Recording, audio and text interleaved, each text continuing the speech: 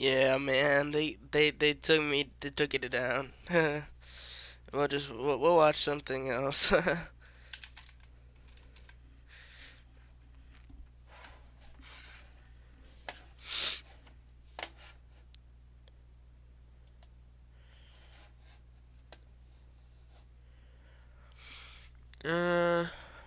let's see. The Style Theorist.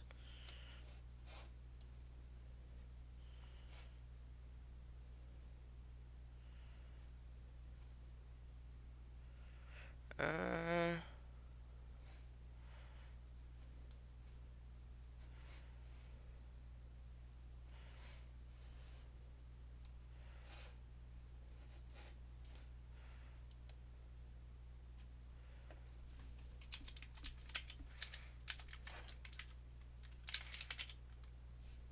you know, copyright.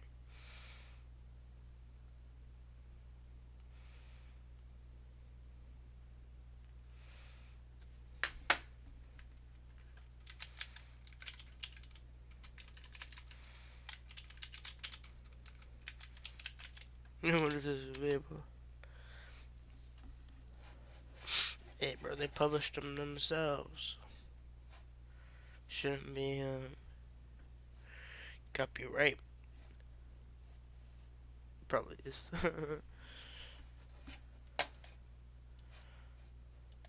Finna need to go to Kick.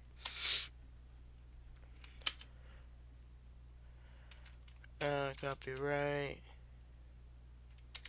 I don't know.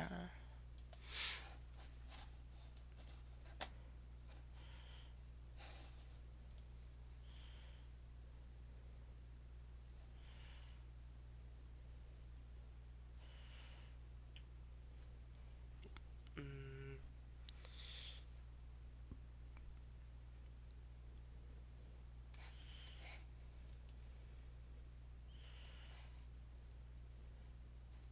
watch this one.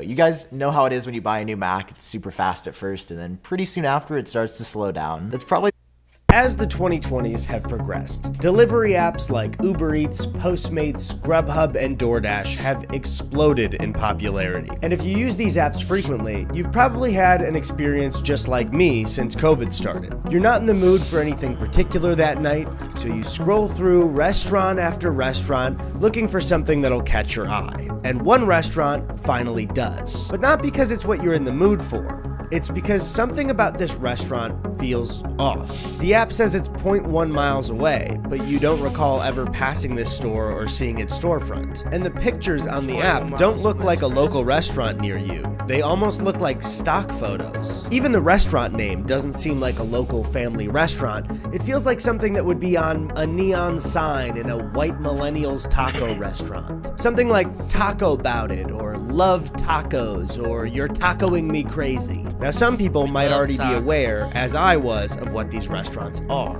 But when I decided to make a video on it, the rabbit hole kept sinking deeper and deeper. So today, I want you to follow me down this rabbit hole of food and restaurants. But I must warn you, it's sticky. So bring a baby wipe or some hand sanitizer, or stand next to the sink and keep washing your hands.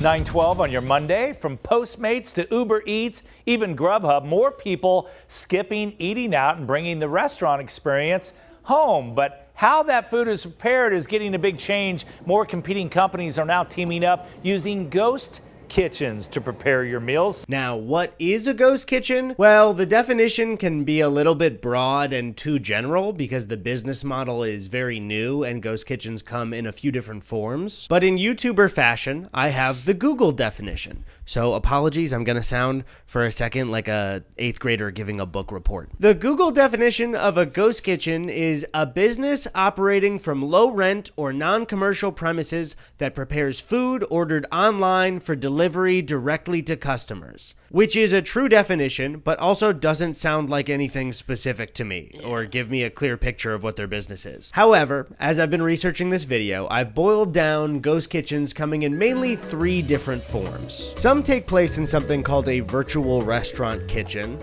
others make their food in mobile trailers, and some are in existing restaurants. But I want to start with virtual restaurant kitchens. So a virtual restaurant is a restaurant that exclusively sells through delivery apps. The actual building it's made in is a virtual restaurant kitchen that houses many virtual restaurants. And nothing showcases one of these places better than this TikTok I found from a guy named Clayton who is delivering for Uber Eats. So this is what is called a ghost kitchen. Seems It is a select set of restaurants that are featured. The food's cooked here. As an Uber Eats driver, you come up here, you select your restaurant. Mine was supposed to be Drunken Dumpling, and then my order was Omar here. And what's crazy is, then for right now, I'm waiting. There's your order board, and then once that's ready, one of these lockers will unlock, and the food will be ready. And this will become our future. I mean, it's already our present, but this will become like all food. Great. Yay, future technology. Now there are definitely And then we're gonna have like, we don't need human drivers to come and take it to us. of one person owning a virtual restaurant kitchen, but these places are mainly owned by tech startups. So there is a chance that a pizza place that you get delivery food from and a Chinese food place that you also get delivery food from are not 2 separate restaurants, but one kitchen owned by the same company. But I started to wonder how common these places actually were. Could I find one near my neighborhood? And I did. I won't be showing the address, but I sat down at my computer to look at delivery apps until I found a specific address that had multiple restaurants in it. And if you look here, as I started to go through just Uber Eats as an app, I started to find that this address had a lot of restaurants in it. If I were to ask you what you thought a lot of restaurants running out of one kitchen would be, it kind of depends on how familiar you are with ghost kitchens and virtual restaurants. So you might be thinking, I don't know, 2 is a lot of restaurants. Potentially 4. Could it be like 5 or 6? So I counted the individual restaurants on Uber Eats that came up for this specific address. And I found 10 restaurants running out of the same kitchen. Does that sound like a lot of kitchens to you? How do they keep up with all that? Like, it's like one kitchen and they have to do all that. Because if it doesn't, It's just one. I lied. There are 20 What? restaurants running out of this one location. And if you're thinking to yourself, that's not that many, I lied. Oh my. Okay. I was gonna say, probably people don't always order from the same, like, they're not like getting hella orders from every restaurant. They're probably getting like 3 orders an hour. Nah, probably 6 orders an hour from each restaurant. Or not, that's a lot, but you know what I mean.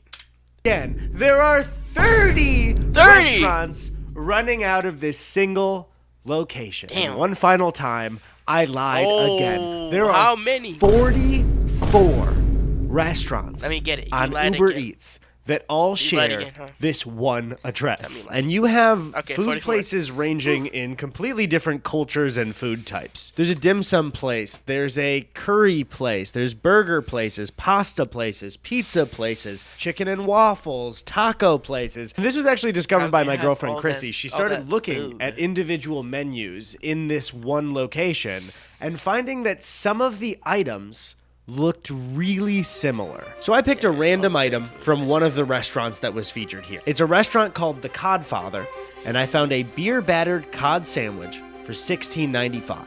And right here it says in the description, it is a beer-battered North Atlantic cod, slaw, red and white cabbage, lemon herb aioli, and a brioche bun. So I looked at another obvious choice at the same address, at Sunset Beach Fish and Chips. And would you look at that? There's a beer-battered cod sandwich for $16.95. That is a beer-battered North Atlantic cod, slaw, red and white cabbage, lemon herb aioli, and a brioche bun. Interesting. 2 separate restaurants on Uber Eats, appearing to be completely separate businesses, selling the same item with the same description for the same price. So I looked at another place that had a beer battered cod for $16.95, same description. And I looked at another place, and another place, and another place, until I had filled up my cart with 9 identical beer battered cod sandwiches. And I'm going to go with Chrissy to pick it up at the same exact location. That's right, we're gonna drive to one kitchen to pick up the same sandwich from 9 separate restaurants. By the way, the sandwich is $16.95 for just the sandwich. So I'm about to they're pay. probably dropping, like 150. What's that times 9? I'm gonna do it in a Maybe calculator. You 200. can't force me to do math off the top of my head. I could have done it now, but I need to find my phone. All right, so if I just do the quick math on here before fees are involved, I will be paying just $152 I told you, and 150. 55 cents to potentially try the same sandwich 9 times. So Chrissy and I started the drive. It took about, 20 minutes to get there. Oh my God, that was beautiful. When we pulled up to the restaurant, it had the name Chibo. What confused me is that when you look it up, Chibo is a local restaurant in LA. It's been open since 2002, I believe. But when you look on Google Street View, the storefront used to say Virtual Dining Concepts, which is one of the startups in the ghost kitchen industry. Now, to be honest, as we walked up, I was a little bit nervous because I don't think one of their regular employees would care, but I also doubt somebody has ordered from 9 Somebody just ordered 9 like separate like stores, but it's the same exact thing. different restaurants with the same item. The order kind of makes it obvious what I'm doing. So I walked up to him and said, "Hi, we're picking up for like 9 orders under Eddie." And the guy was like, "Oh yeah, no problem. Do you want me to put it all in one bag? Is that okay?" So we waited for a little bit. Here's us waving, just in case we're saying hello to you, specifically watching. We're waving to you. And then finally, we got the order. So I gotta get home. Oh. Yo, your girl low key bad. I mean, It seemed so casual. They did not care that we ordered from 9 different places and it was the exact same one. So we drove back, bags in hand, left bag hanging lower than the right bag. But before we bust these bags wide open, a quick word from our sponsor. Thank you all for coming to this press travel. You're gonna travel to a country that's coming. The packaging Debbie sponsor, get your money. was the exact same. All right, so let's start with just 2 of them. I've got the rest of the packages right here, but they also weren't labeled, so I have no idea which 2 restaurants these are from. This could be the Codfather. This could be Sunset Beach. This could even be Burger Bitch. First one is in this wrapping. Here's the, I mean, it looks good. It looks good. This looks like a good fish sandwich. These are 2 different fish sandwiches from 2 different restaurants. Legally, I do not want to say that these are the same sandwich, so I mean, it looks different because that one's like messed up. won't do that. You think that covers me? The bun feels cheap for $16. Oh yeah. It's good. I now know what this fish sandwich tastes like. Legally, Yeah, that thing's probably so good. I don't want to say that this is the exact same sandwich, but my taste buds are saying this is the exact same sandwich. Then we decided to take every single sandwich out to show them all at once. What we are looking at here are 9 sandwiches from 9 different sandwiches. 9 restaurants that all claim to be different businesses when you look at them. And I decided for science I was going to take a bite of every single fish sandwich and give a thumbs up if it tasted similar to the last one. Now, as I've aged, I don't do as well with greasy foods, specifically something like a fish or chicken sandwich. And I can't tell you the toll that this took on my body later that day. I didn't even capture it. I was tired. Things happened in the bathroom I will never speak of ever again. But I will say that my opinion was these 9 sandwiches tasted exactly the same to me. But I think it's really important to mention that this restaurant is taking up 44 slots on delivery apps. They are competing directly with small businesses, some of which are owned by families. Now, I don't know if Chibo the restaurant owns this or if Virtual Dining Concepts bought Chibo to use their name as a brand, but would you be surprised to learn that there is another Chibo within 4 miles of the one that I just showed you? And together they take up 77 restaurant slots on Uber Eats. So whether or not Chibo is its own new company or just a front for virtual dining concepts, I want to take a second to talk about VDC. Virtual Dining Concepts, or VDC, is a major ghost kitchen company. And when you go to their website, they have a collection of brands that they work with. You have Mr. Beast Burger, which we will talk about later. You have Phase Subs, which finally answers the question, can my sandwiches just be made by gamers? But as I was reading the brands, something caught my eye. NASCAR Refuel. So I clicked on it and it opened. NASCAR Refuel Wings. I've been using TubeBuddy for the last 2 years, and it has Opened up NASCAR Refuel Wings, and you could go right to their website. So clearly, NASCAR Refuel is a NASCAR-themed ghost kitchen that sells primarily bone-in wings. Now, if you go to the full menu, you can see that they offer 5 flavors. We've got barbecue, we've got honey garlic, we've got sweet. It's gonna be just the box that is changed. Cajun, and buffalo. My tummy's already rumbling. Is that a magnitude 7 earthquake in California? No, that's just my tummy for NASCAR wings. They even come in this fun little NASCAR box so you know the food's gonna get to you fast. So then I thought, if VDC can let NASCAR make a unique wing place, this place can't be that bad. By the time food arrives to your table at a restaurant, the people who have made the food have already jumped through a ton of hoops. The person who created the business already had the idea to create a restaurant, either paid their own money or got a loan from a bank to get the building rented out. They then had to hire people, make sure everybody was trained, make sure people liked the menu, cultivate a successful business, and pay the bills every month. So maybe this could be a good way to not gatekeep recipes with how much influence you have or how much capital you have to open up a restaurant. Maybe this will be a great way into having people try new foods. Wings. VDC has another wing place right there called Wing Squad. Wing Squad is a buffalo wing themed ghost restaurant that serves primarily bone-in wings with flavors like barbecue, honey garlic, sweet chili, Cajun, and buffalo. Are these the exact same fucking wings? Okay, so I got NASCAR Refuel. So I was gonna immediately cut to ordering NASCAR Refuel and Wing Squad to eat them both and see if they tasted exactly the same. But when I filled out both my orders, I went ahead and ordered NASCAR Refuel. And when I tried to check out with the cart for Wing Squad, they told me that it wasn't available in my area. So now, instead of proving a point for my video, I just have NASCAR wings. The only thing I care about is if they come in the cool box. I will be so mad if they don't. Yeah. Ooh. Yes! Okay. Here are the wings. They look pretty good, to Yeah, be they do honest. look I'll good. give it to NASCAR. It's good. It's good. I never said the Ghost Kitchen food is bad. It's good.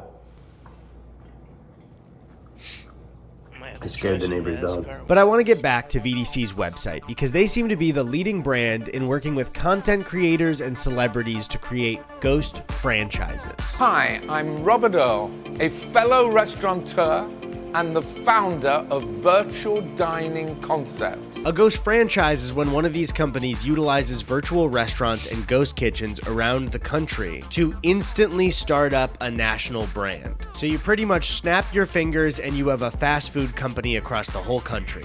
These brands offer you an A to Z solution. All you have to do is choose the brands, the great celebrities that are going to become your market partners with you. And to get a look on how these ghost franchises start, we can look at the page on their website that advertises to creators that want to work with them. So this business model is advertised as a new way to connect with fans. Oh my God, I didn't know it was for the fans. So step 1 is to create your vision. They give you a more intimate and experimental way to connect with your followers. Finally, I can get intimate with Mr. Beast by shoving a Beast Burger or Carl's Deluxe down my gullet. Just absolutely gargling Beast-style fries. Then you work with them to create a menu. I would assume it's more so like, hey, you want to sell pizza? Do you want to sell pepperoni?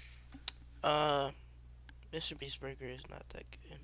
It's just, you know. Or sausage. Then they say to market the brand, to use your social following and platform to connect with your fans beyond merchandise. Use the food in your content. See, guys, it's about connecting to fans. This is not a soulless way to cash in on your fans by selling them food that you didn't create, okay? It's not about making money. So let's see step 4. I gotta stop getting tricked by corporate speak. I thought Mr. Beast wanted to be intimate with me. I can't believe how confusing this Ghost Kitchen stuff is as a consumer. Because a few minutes after filming this, I got an email thanking me for my order from Mr. Beast Burger. The thing is, I didn't order from Mr. Beast Burger. I'm doing that later when I talk about Mr. Beast Burger. So I looked at the address in the email, and it happens to be the exact same address from where I got my NASCAR refuel wings. So they just thanked me for ordering from a completely different restaurant. And when I looked up the address, it just gave me Universal City Walk, which is the big mall outside of Universal Studios Hollywood. It didn't even match up with one of the restaurants there. It just looked like a vague point on one of the... I think I want to go to Universal Studios. Yeah. buildings. Did they make my wings in Universal Studios? God damn. Still 22 minutes left for this video. Did the Minions make my wings? It seems like VDC can't even keep track of their own virtual restaurants. But if you're a content creator or a celebrity that thought it would be a cool idea to open up your own fast food brand, that doesn't inherently make you the devil. I mentioned 3 types of ghost kitchens before, and one of them is existing restaurants. Now these restaurants can be major chains or small businesses, and running these virtual restaurants out of a small business might help them keep the lights on. That additional revenue could be a lifesaver for them. The thing is, as I've been looking up stuff for this video, I would frequently get so lost trying to keep track of all the virtual restaurants. It would be hard to count how many virtual restaurants are in one location or where a virtual restaurant was located. Sometimes I would look up Mr. Beast Burgers in my area, and when I went to the street view, they just didn't exist and also didn't have an address listed. And that's when I started to think, if I'm spending all day just trying to locate certain restaurants, how the hell are they doing health inspections for these places? And that's when I stumbled on an article called "Do You Know Where Your Chicken Wings Come From?" by the Boston Globe. The article centers around the challenges that ghost kitchens have added to Oh no. Oh no. to health inspection agencies in Massachusetts. Frequently, it seems that health inspectors in Massachusetts will find out during the health inspection that they're running multiple restaurants out of the same kitchen. Lexington's health director Joanne Bellinger even said it's like smoke and mirrors or a shell game. We license this particular restaurant, but on the side, they're running 6 or 7 other things. And they're constantly getting surprised by this because the article states no one knows how many such operations are running in Massachusetts or nationwide. Except Mr. Beast Burger, it's pretty mid. There is no central entity that tracks them. And when health departments can't track where food is coming from, it makes it near impossible to track where a foodborne illness starts. Some defenders of virtual kitchens might say, well, if you have a kitchen that passed a health inspection, what's the harm in adding a virtual kitchen? You already passed. But what if your new virtual restaurant menu adds an allergen that your original menu didn't have? You now need to be inspected again to make sure you're not cross-contaminating and feeding somebody something they're allergic to. And not only is the FDA struggling nationwide to keep up with this technology, in spring of 2022, Needham's health department encountered a Thai restaurant that the department had closed for repeated health violations that then opened up as a virtual Thai restaurant under a new name. And this isn't just Massachusetts. ABC7 Chicago discovered something similar in their reporting. But what if your food comes from a restaurant with health violations? The I-Team found restaurants with some of the most serious violations. The Buffalo Wild Wings on 513 West Taylor Street near the South Loop houses the ghost restaurant Wild Burger. The restaurant had Damn, Buffalo Wild Wings is a ghost kitchen too? failing inspections with violations including 100 fruit flies throughout the establishment and no That is disgusting. Those soap at hand wash thing. What the hell? That's disgusting. Fruit flies. Ew. Soap at a hand washing sink. In follow-up reports, the restaurant fixed violations and passed inspection. It's really just a snowball with ghost kitchens because this problem also opens up a new problem, which is major restaurant brands pretending to be smaller businesses on delivery apps to get more business from you. Next on our list of fake-ass restaurants, you can tell. Look at the graphics. It's obvious. Super Megadilla and Thrilled Cheese, those are both IHOP. Both of these have the same address in it. That was not that obvious to me. I want to know is how the fuck am I supposed to eat that as a fucking quesadilla when it's a full-blown fucking avocado and a full-blown fucking chicken tender? I can't believe that IHOP would do this. Surely no other. Bro, they just got a tortilla, put a chicken tender, an avocado, and wrapped it. Major brands have done the exact same thing. Maggiano's Italian Classics. This comes from Chili's. It's Just Wings also comes from Chili's. Tender Shack comes from Outback Steakhouse. So I guess we have a new problem to worry about. Sometimes the virtual restaurant isn't even real, and sometimes I guess now it's Chili's. I've been researching for this video for around 2 months now, and It's definitely why when I got wings at Applebee's, it tastes like it's been there for a while. like I'm going crazy. It's still fire, but you know. Because anytime I'm confused or I see something deceiving and I pursue it, I get even more confused and sometimes even more deceived. However, there is one thing that I am certain of. Every single day, I have researched or filmed or gone to get food from one of these ghost kitchens. One virtual restaurant will make itself known at least once. A ghost franchise that is so popular that any YouTube-addicted 12-year-old would know the menu by heart. In this story, I'm the beauty, and this restaurant is... Mr. Beast Burger is one of, if not the most popular Ghost franchise in the United States. The Ghost franchise was created by YouTube's golden boy and Elon Musk reply guy, Jimmy Donaldson, aka Mr. Beast. We will be spending 24 hours in this insane asylum. I built 2 massive circles and put 100 boys in one and 100 girls in the other. I am not eating any food for the next 30 days. The reason I've waited so long to talk about Mr. Beast Burger is because it utilizes all 3 main forms of ghost kitchens, including trailers. Ghost kitchen trailers are exactly what they sound like. They're a trailer that runs multiple virtual restaurants out of it. Now, the leading company that owns these trailers seems to be Reef Global. But as I've been reading some articles about it, it seems like Reef isn't doing so hot lately. They've had a lot of big companies pull business from them. It even looks like Wendy's had a projected 500 locations set to open, but they cut that deal, and Reef later exited its Houston market and laid off 5% of its workforce amid low sales and a rash of permitting and safety violations. Let me just look up what safety violations there are. Okay, so I just found this Wall Street Journal article called "Ghost Kitchens Are Proving to be a Messy Business as Reef Global Shows." The article starts by saying a few seconds after a cook turned on a stove in a tiny mobile kitchen in a Houston parking lot in April, a fireball erupted from the propane burners, flaring out into the center of the trailer owned by Reef Global Inc. While the cook escaped harm, she happened to open a refrigerator at the same time that shielded her from the flames. It was the second such incident at the same Houston trailer in 4 months. The first one injured a different cook as flames scorched her face and gave her kind of a warning for this to be kind of violent language, so skip forward 10 seconds if you don't want to hear this. Gave her 3rd-degree burns on her hands that caused the skin to peel off her fingers, rendering her unable to work. Wall Street Journal. Did you hear how bad her hands got burnt? How can she work? How can she contribute to the company? A similar fireball in San Francisco injured another Reef employee in the spring, according to the former Reef managers briefed on the 3 incidents. And on top of that, there's also an insider article about leaked Reef emails, where they're talking about nearly a full year of complaints from Mr. Beast Burger, where customers were served Looking for an easy way to run Windows on Mac? Say hello to Parallels Desktop. uncooked chicken and raw. Yeah, I've seen that on TikTok.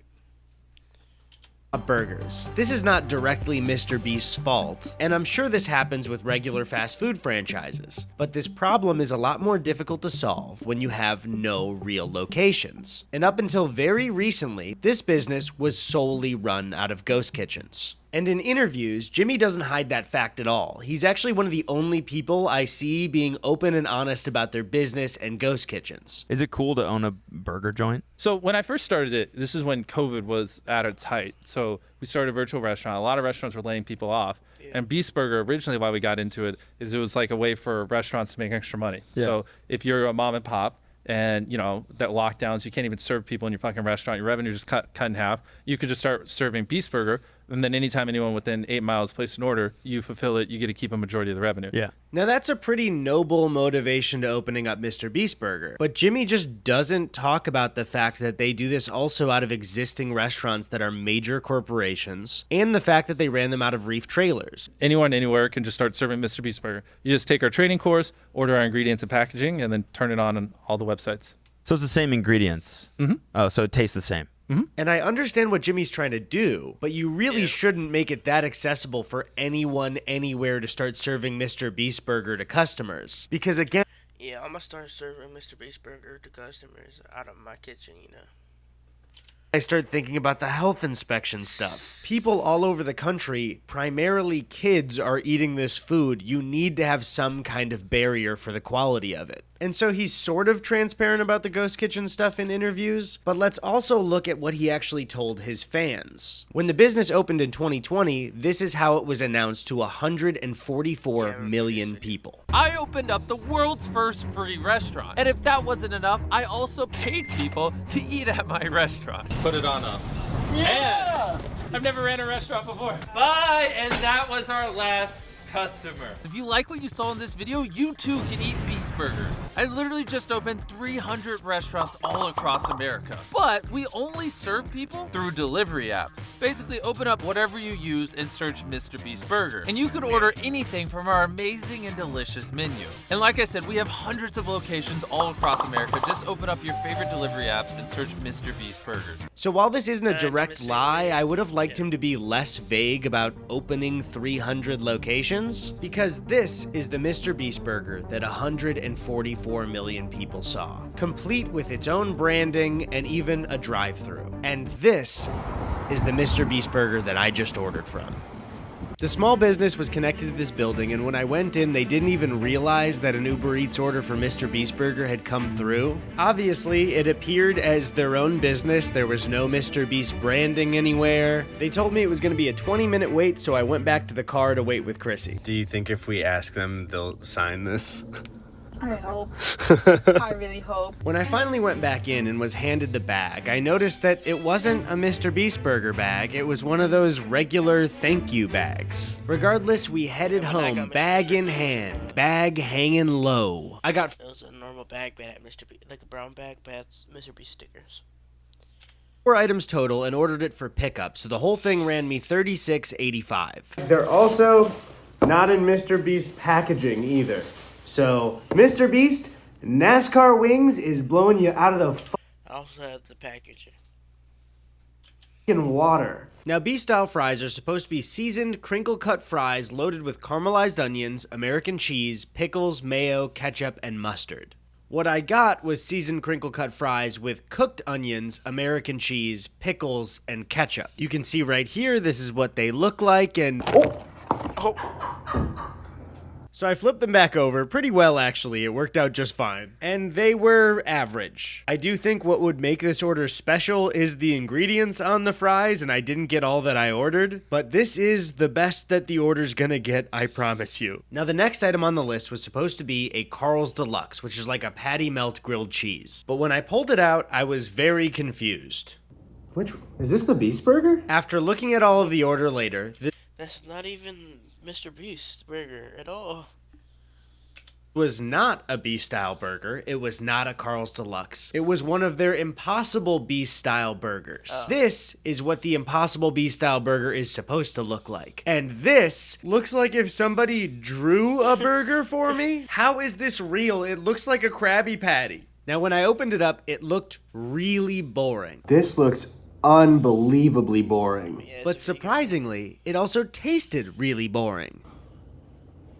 This tastes like a cafeteria burger. The Impossible Burger is supposed to be smashed, crispy Impossible patties with house seasoning, American cheese, pickles, diced white onions, mayo, ketchup, and brown mustard on a toasted bun. What I got was an Impossible patty, American cheese, shredded lettuce, and a tiny bit of ketchup. There's no sauce on it either. There's just like a little bit of ketchup. That's no ketchup at all. On the bun? The bun was way cheaper than the one looks in the photo. But also, if you examine the meat in the Impossible photo, it looks nothing like this. So what the hell did I just eat? Next up was the crispy chicken tender sandwich, and this one is an easy layup. Everybody knows what comes on a chicken sandwich. It's just chicken, the bun, mayo, pickles, and lettuce. I was really hoping I would have a positive experience, but all of the ingredients just feel really, really cheap.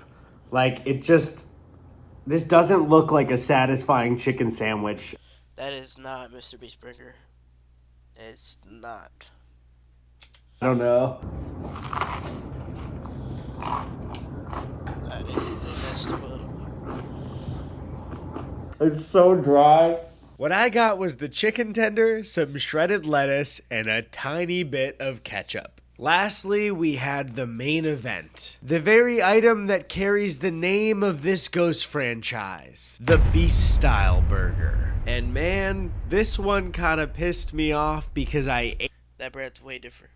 it, and while I've been editing it, I noticed that the camera got a better angle of the meat than I did. Man, this is supposed to be a smash burger. What the hell is this? Now, when it comes to Mr. Beast Burger, Looks like chum. I think that Jimmy was intentionally trying to mislead people in his video, or that he ever wanted to serve people uncooked beef. No, of course not. Jimmy is a little bit younger than me. I think he's like 24, but he's also CEO brained, so I'm pretty sure he doesn't give much thought to anything but making the biggest videos in the world and growing his company. However, I will say that the quality of that food was really bad. That was probably, no exaggeration, Mr. Beast Burger is not amazing. It's not. I mean, it's alright. It's like on a scale of 1 to 10, it's like 7, 6 maybe, 6.5. But that right there does not look nothing like it.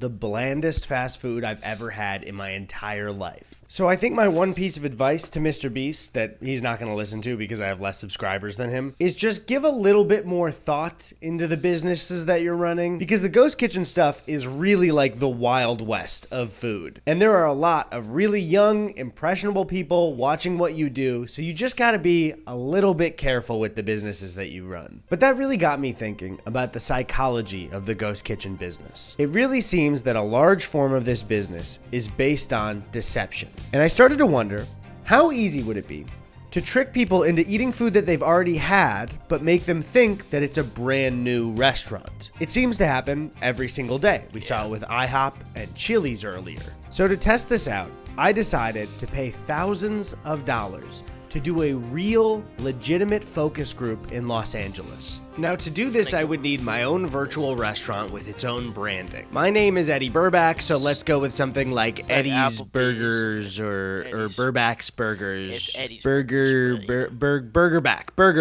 I also needed a fake logo to put on the packaging of the food. So I'm pretty new to graphic design, but I worked like, I don't know, maybe 3 or 4 days on this logo. I think I did a really great job. There actually might be a path for me in graphic design and not in YouTube anymore. So I'm sorry, I'm just very proud of it. As the group entered the room, I realized that I had put up thousands of dollars and the entire point I'm trying to make on the results of this focus group. So my nerves were high. Hi everyone. Thank you all for coming in today. My name is Jack, and we're holding this group on behalf of an exciting new fast food restaurant, Burgerback. Now, before they tasted the burgers, I'll be honest, I was a little vain, and I added a question to see how much people would like my logo. So, before you is the official Burgerback logo, and I want to ask you all, what are your initial thoughts about the logo? It's lame. It's lame? Be honest. No, we want that. It's kind of bland. I would Bland, okay. Reminds me of The Simpsons. Oh, that's Simpsons. good. Interesting. Yeah. I guess they just don't have an eye for logos. Yeah, they don't have good taste. What do you like? That logo was fire, man. I guess they're just wrong. But it was finally Yeah, time to taste the burgers. So Burger A was a Carl's Jr. Famous Star, and Burger B was one that we picked up from a local restaurant down the street. Both burgers had the same ingredients and were repackaged under the Burger Back logo. So we started by bringing Burger A out to the group. One of them compared it to a Burger King burger, and another person even said this. Kind of reminds me of a Famous Star from like Carl's Jr. Oh, Jamie saw. You said Clean My Mac. It has been a trusted app for more than 12 years since its launch. You said what from Carl's Jr.?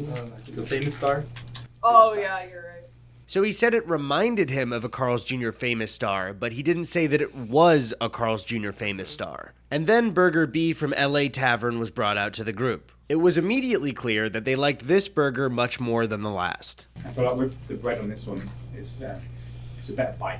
They thought the Carl's Jr. burger was bland, but the one from the local restaurant seemed to be a hit. After tasting both burgers, we asked the group to identify which one they thought was a fast food burger and which one they thought came from a local restaurant. One was fast food. Yep. I think. One was fast food, and you think this one is the family owned? Yeah. More homemade. Yeah, I agree. To my surprise, they identified the Carl's Jr. burger as a fast food burger and the burger from LA Tavern down the street as a local family-owned restaurant burger. But I don't understand. IHOP and Chili's have been doing this. I thought this was easy to trick people. So we held a second group to see if the results would be the same, testing More out money two spent. things. One, if they could identify the burger like the first group, and two, if one of them would finally be honest and say they liked my logo. And I just wanted to ask your logo fire, honest man. opinion. What do you think about the logo? I want to say basic. Basic? Okay. I don't get the name of it. I need more Okay. context. All I think is bar back. Like when it was like, what's a burger back? They're uncultured. Okay. Cool. Yeah, it's a focus group, so they're gonna give their honest opinion, and sometimes people's honest opinions can be wrong or dumb or bad or wrong and bad and stupid and hurtful and mean. And after that, the focus group went the exact same as the one before it. They all unanimously voted A for fast food and B for local. So the second one I think is from the local. Is that kind of everyone's thought here? So even though nobody stopped during the taste test and said, I think this is a Carl's Jr. burger, I think you're lying to me, I may have wasted thousands of dollars in disproving my own point. It seems that ghost kitchens aren't that deceiving because people can tell the difference between what's a fast food burger and what's a local chain burger, which is a huge bummer because I feel like I put the whole point of the video on this focus group and now I feel like I've been proven wrong. Or I lied. Because while Burger A Bro's always lying to me. is a famous star from Carl's Jr., LA Tavern is not a real restaurant. In fact, that photo you saw was a random building that I picked off of Street View. And the focus group did not correctly vote between what was a local restaurant burger and what was a fast food burger because Burger B was Jack in the Box this whole time. Both focus groups tasted two fast food burgers and incorrectly said that one was from a local restaurant. So I think it's pretty clear that I made everyone in that focus group look dumb. Now obviously, I'm joking because they aren't dumb. I lied to the people in that focus group about the food they were eating, and they believed me. And I also lied to you about the food I was feeding them, and you believed me. Because it is not a person's job when they pay for food to investigate whether they're being lied to or not. I have spent the first part of this year ordering food and then spending hours trying to figure out how it was made and what the story behind it was. It would be completely normal for a focus group to be held to test which burger tastes better from a company. You know what's not normal? Being part of a focus group where you're being lied to by a YouTuber who's trying to prove a point. Nobody would think that's what was happening. Much like if I went onto a delivery app and tried to order a burger from a local place, it would be insane for me to randomly assume that it's a Chili's, or that it's from one building that has 44 other restaurants running out of it, or that it's from some weird mobile trailer mainly owned by Techstars. But yeah, That was a good video. Yeah, so that's gonna be it for today's stream. I'm gonna go lay down, probably go to bed. I'll see y'all later.